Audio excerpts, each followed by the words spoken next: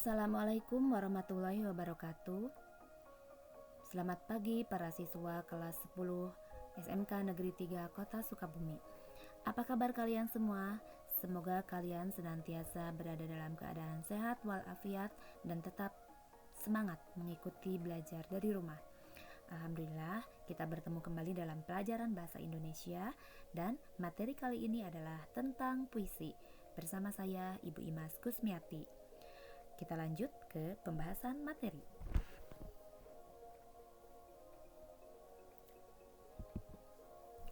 Yang pertama, pengertian puisi.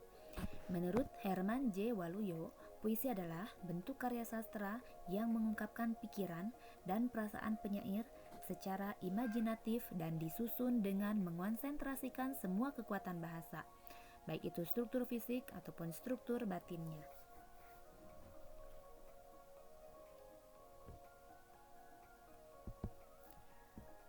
Berikutnya, fungsi puisi.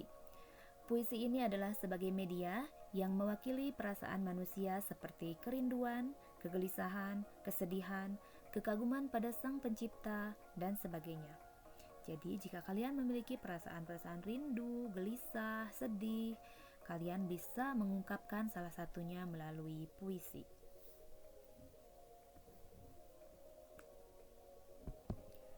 Jenis-jenis puisi.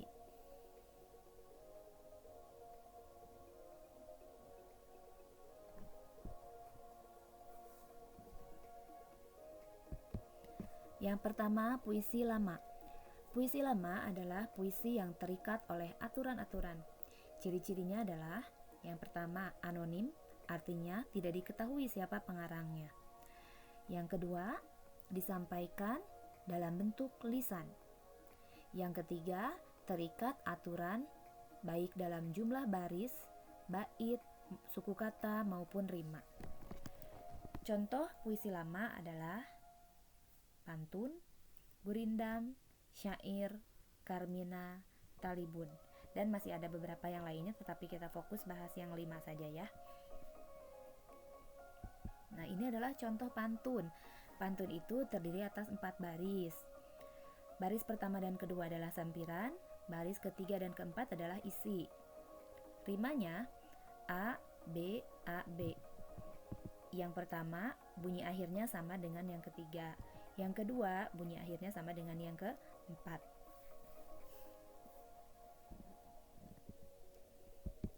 Berikutnya adalah gurindam.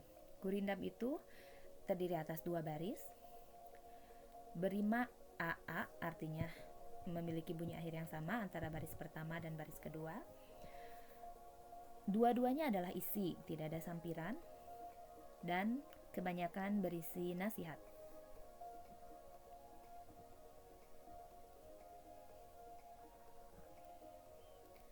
Berikutnya adalah syair.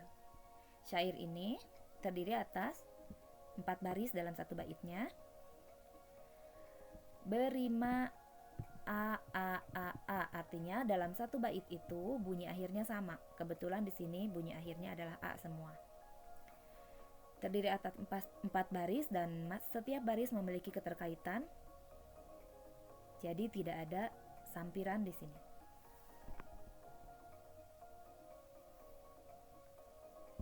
Berikutnya adalah karmina. Karmina ini juga terdiri atas 2 baris.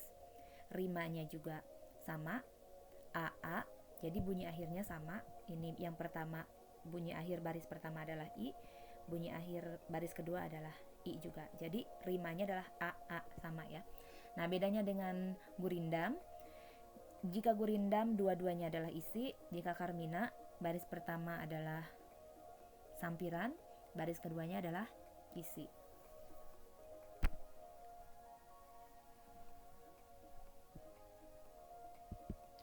Nah, ini talibun. Talibun ini terdiri atas setiap baitnya terdiri atas baris jumlah ganjil. Jumlah barisnya itu ganjil di setiap bait. Nah, 3 baris pertama misalkan di sini adalah sampiran, 3 baris kedua adalah isi. Maka baris pertama bunyi akhirnya atau rimanya sama dengan baris keempat. Baris kedua sama dengan baris kelima ini nih, beli ya, beli di sini isi, pekan dengan berjalan, beli dengan isi, dahulu dengan dahulu. Nah, ini maksudnya sampiran, itu adalah ini bagian sampirannya dan ini adalah bagian isi. Maaf, ini kesalahan ya. Ini ditandai sampiran, ini harusnya ditandai isi.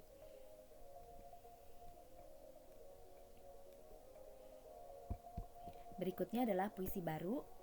Puisi yang lebih bebas daripada puisi lama baik dari segi jumlah baris, suku kata maupun irama. Nah, contohnya adalah kebanyakan puisi yang kita temui saat ini. Contohnya,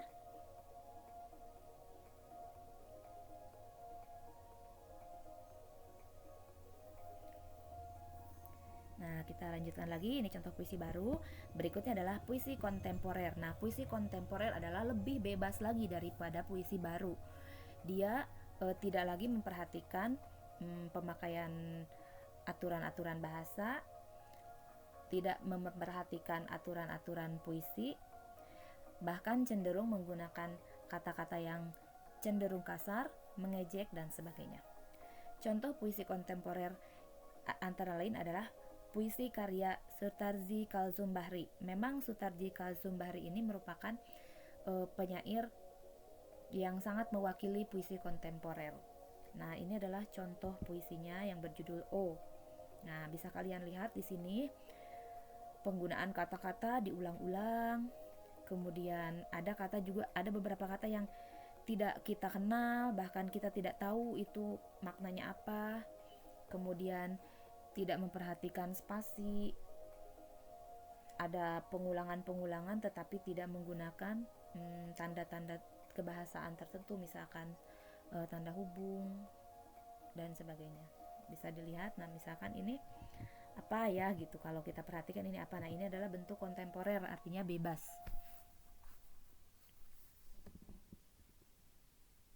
Kita lanjutkan, puisi embeling adalah bentuk puisi yang tidak mengikuti aturan.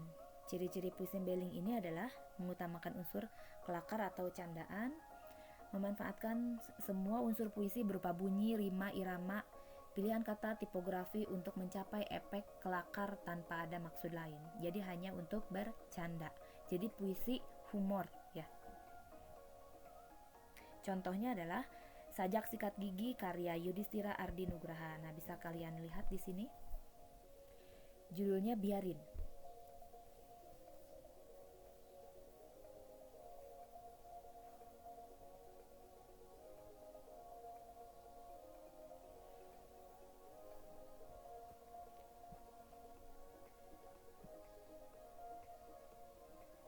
Di sini tidak lagi terikat oleh aturan jumlah baris, kemudian kata-katanya juga jauh dari unsur puitis. Ini seperti kata-kata dalam percakapan sehari-hari aja. Dan yang dibicarakan, yang pokok pikiran penulisnya juga ini hal yang biasa gitu. Kita lanjutkan. Nah, ini kita tidak kita bahas ya, karena kalau menurut saya ini lebih masuk ke prosa. Tidak kita bahas, kita lewat saja ya. Nah, kemudian yang akan kita bahas berikutnya adalah tentang tema, nada, suasana, dan makna puisi. Tema adalah pokok pikiran dalam diri penyair untuk diekspresikan, baik itu keindahan alam, ketuhanan, perpisahan, harapan, dan lain-lain. Nada adalah sikap penyair kepada pembaca, apakah menggurui, menasihati, menyindir, atau bercerita. Kemudian suasana adalah hal yang ditimbulkan oleh nada puisi. Misal, nada puisinya duka, maka suasana yang ditimbulkan adalah perasaan iba di hati pembaca. Nada religius menimbulkan suasana hikmat atau khusyuk di hati pembaca. Kemudian makna dalam puisi itu terdapat kata-kata yang bersifat unik. Di antaranya adalah kata-kata yang bersifat konotatif atau bukan makna sebenarnya. Nah, tentang tema, nada, suasana, dan makna puisi ini akan diperjelas nanti pada contoh analisis puisi.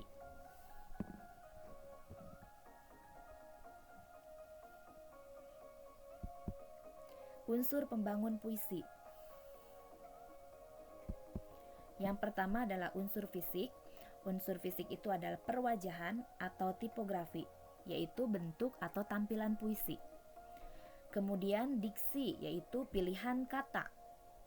Citraan atau imaji terdiri atas citraan penglihatan, pendengaran, perabaan, penciuman, pengecapan atau pencecapan, dan gerak. Kemudian kata konkret, yaitu kata-kata yang dapat menimbulkan imajinasi atau kata-kata yang mendukung tema atau judul puisi. Gaya bahasa yaitu penggunaan bahasa dengan menghidupkan atau meningkatkan efek konotasi tertentu. Contoh, personifikasi, repetisi, metafora, simil, anafora, epifora, eufemisme, ironi, satir, dan lain-lain. Jadi gaya bahasa dalam puisi cenderung mengarah ke majas. Yang berikutnya, unsur fisik puisi adalah rima atau irama, yaitu bunyi puisi baik di awal, tengah, maupun akhir.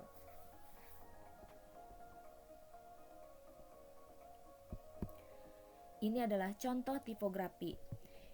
Ini adalah puisi Hujan Bulan Juni karya Sapardi Djoko Damono. Bentuk tipografinya seperti ini. Jadi di awal menggunakan huruf kapital, baris berikutnya huruf kecil. Dan di semua bait sama seperti itu. Kemudian dia membuat puisinya dengan tampilan seperti ini, lurus di bagian depannya.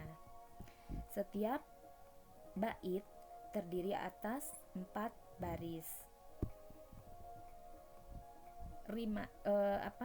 Bentuknya seperti ini ya.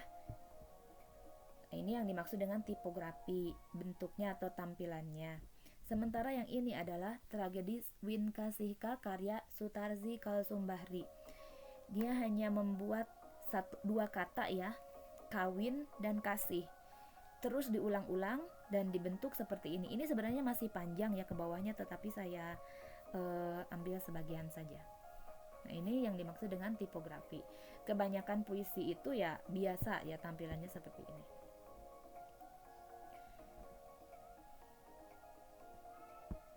Berikutnya diksi. Diksi itu adalah pilihan kata. Misalkan dalam puisi Senja di Pelabuhan Kecil karya Chairil Anwar. Nih di situ kan temanya itu tentang kesedihan, hati yang patah ya, patah hati. Jadi Chairil Anwarnya sedang mengalami kesedihan, kegelisahan dan karena mengalami patah hati. Nah, di sini ada kata-kata yang mendukung mengarah ke arah sedih. Misalkan ada kata gerimis, ada kata kelam, ada kelepak elang, muram, bujuk pangkal akanan. Nah, jadi karena tema puisinya adalah sedih, kesunyian ya. Jadi puisi Senja di Pelabuhan Kecil itu ada suasana sedih, kemudian kesunyian, maka kata-kata yang dipilih diksinya kata-kata yang mendukung ke sana, yang mendukung ke arah sedih dan sunyi itu, yaitu ada seperti yang tadi Ibu jelaskan, Ibu ulangi lagi, ada kata gerimis, kelam, kelepak elang, muram, bujuk pangkal akanan. Jadi ketika kita mendengar kata-kata tersebut, maka kesannya adalah sedih, sunyi gitu. Nah, kata-kata ini adalah kata-kata pendukungnya.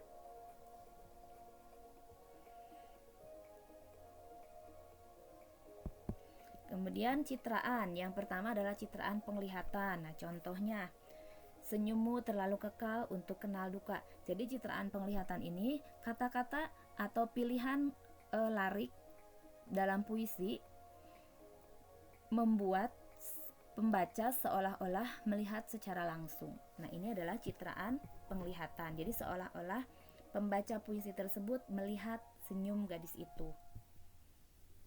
Kita lanjutkan. Citraan pendengaran. Jadi membawa pembaca seolah-olah mendengar secara langsung. Ada juga kelepak elang.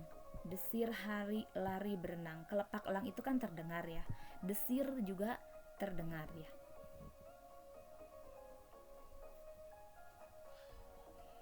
Berikutnya citraan perabaan. Di sini Blues untuk Boni karya W.S. Rendra ya. sembari jari-jari galak di gitarnya mencakar dan mencakar, menggaruki rasa gatal. Jadi seolah-olah pembaca ikut merasakan rasa yang disebutkan oleh penyair.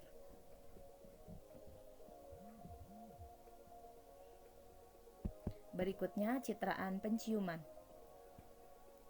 Bau mesiu di udara, bau mayat, bau kotoran kuda. Nah, jadi seolah-olah pembaca itu merasakan langsung, mencium langsung aroma yang diceritakan oleh penyair. Citraan pencecapan atau pengecapan. Nah, di sini ada kata adalah rasa pahit di mulut. Nah, itu adalah pengecapan atau pencecapan. Berikutnya, citraan gerak. Mimpi pulang, dingin mulai menggigit telingaku. Kuperpanjang langkah kakiku, menyusuri trotoar yang tak berujung. Nah, ini adalah gerak.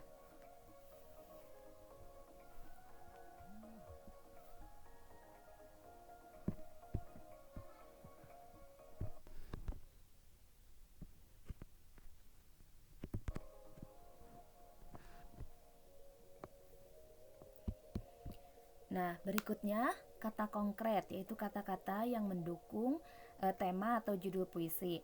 Misalkan di sini judulnya Senja di Pelabuhan Kecil. Nah, di pelabuhan kecil, maka kata-kata yang mendukung adalah ada gudang, rumah tua, kemudian tiang serta temali, kapal, perahu, kemudian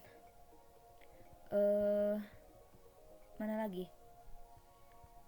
Ombak, semenanjung, pantai. Nah, itu adalah kata-kata konkret untuk senja di pelabuhan kecil. Saya ulangi, senja di pelabuhan kecil. Maka kata-kata yang mendukung adalah ada gudang, rumah tua, tiang serta temali, kapal, perahu, kemudian ombak, semenanjung, pantai. Nah, itu kata-kata konkret yang berhubungan dengan pelabuhan. Kemudian di sini Gadis Peminta-Minta, puisi karya Toto Sudarto Bahtiar. Di sini ada gadis peminta-minta, berarti pengemis ya. Nah, di sini kita temukan gadis kecil berkaleng kecil. Nah, kata-kata konkretnya ini adalah berkaleng kecil. Biasa peminta-minta itu kan identik dengan kaleng kecil.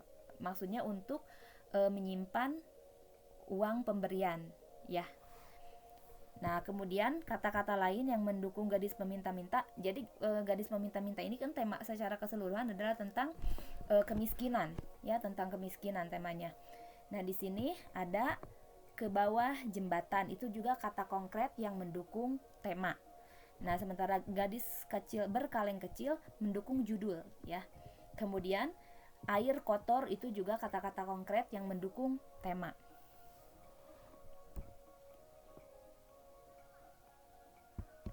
Berikutnya ada gaya bahasa. Gaya bahasa yang digunakan itu mengarah atau cenderung ke majas ya. Yang pertama ada personifikasi. Misalkan contohnya, ribuan tetesan air menyerbu bumi, memaksa sang awan untuk menangis. Contoh metafora, malam dan wajahku adalah satu warna. Personifikasi ini adalah mengumpamakan benda mati seolah-olah hidup, sementara metafora ini adalah perumpamaan. Berikutnya hiperbola. Hiperbola itu adalah mengungkapkan sesuatu secara berlebihan. Misalkan, kulitnya putih seputih susu, wajahnya bersinar menyilaukan mata. Nah, itu adalah gaya bahasa hiperbola atau berlebihan. Berikutnya anafora. Anafora itu adalah pengulangan di awal. Misalkan, wahai penguasa, dan seterusnya diulang-ulang di awal larik atau di awal baris. Berikutnya, unsur fisik yang terakhir adalah rima atau irama. Nah, kita ambil satu contoh di sini, puisi doa karya Chairil Anwar. Dalam puisi doa karya Chairil Anwar ini hanya terdapat rima akhir, yaitu bunyi u dan i di akhir setiap baris. Jadi ini u, terus bunyi terakhirnya i. Begitupun seterusnya. Ya, seperti itu. Jadi u menggunakan bunyi akhir u, kemudian i. I lagi seperti itu. Nah, itu rima atau bunyi akhirnya. Demikian materi tentang puisi yang bisa saya sampaikan. Mohon maaf bila ada penjelasan yang kurang dipahami. Terima kasih atas perhatian kalian. Semoga kalian bisa memahami dengan baik. Materi selanjutnya masih tentang puisi, akan kita lanjutkan pada pertemuan selanjutnya, yaitu tentang unsur-unsur pembangun puisi bagian lain, yaitu unsur batin dan unsur ekstrinsik atau intrinsiknya. Itu saja untuk hari ini. Wassalamualaikum warahmatullahi wabarakatuh.